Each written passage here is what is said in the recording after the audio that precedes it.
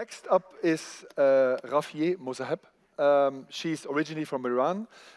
She loved mathematics throughout her academic journey, and she was captivated by the idea of designing quantum algorithms. Inspired by this, she moved to Luxembourg to join SnT in April 2021. Rafieh, we are looking forward to hear about your research.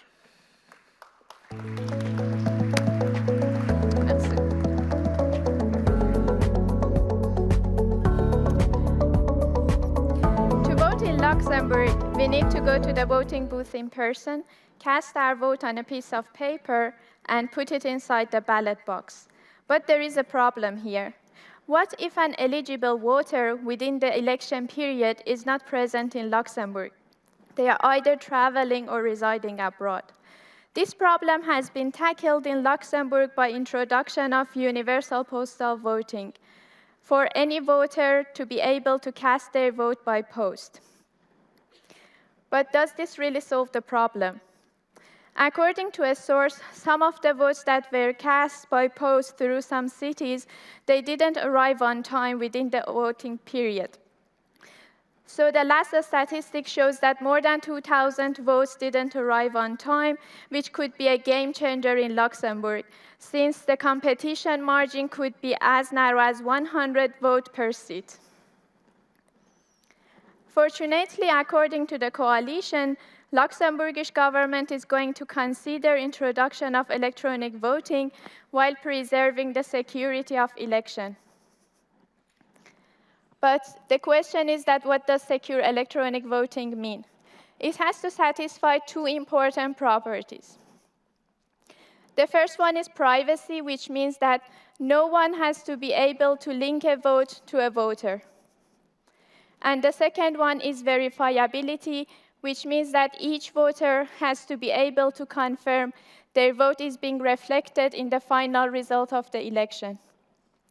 These two properties seem hard to achieve at the same time. But in the literature, there are many different proposals to design secure electronic voting. But these systems are mostly using classical cryptography. What is the problem with classical cryptography? Quantum computers. They have their own advantages and disadvantages. The advantage is that since quantum computers save and process the data inherently different than classical computers, they can make the computations faster. But at the same time, this means that they can solve the mathematical problems that are assumed to be hard for classical computers to solve in polynomial time. These two mathematical problems are mainly factoring problem and discrete logarithm problem, which are easy to do but hard to undo for classical computers. But whenever we have a quantum computer which is large enough and has sufficiently many qubits to run the quantum algorithms, then they can solve these problems in polynomial time, which means that they can break the classical cryptography that is being used to secure our data anywhere. Now, what is the solution? We need to transit to quantum-safe cryptography.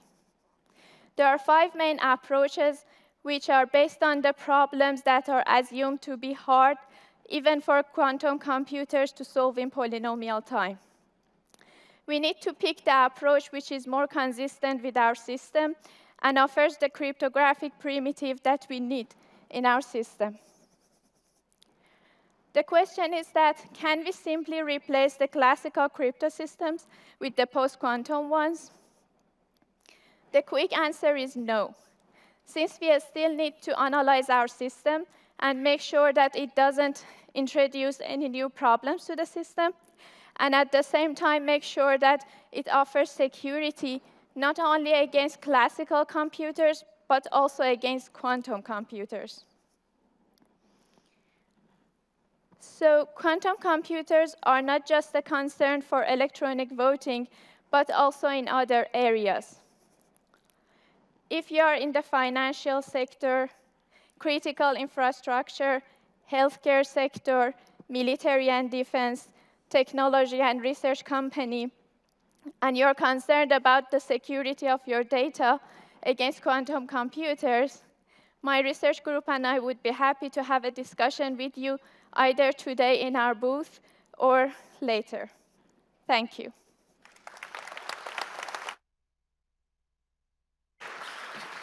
Thank you, Rafieh.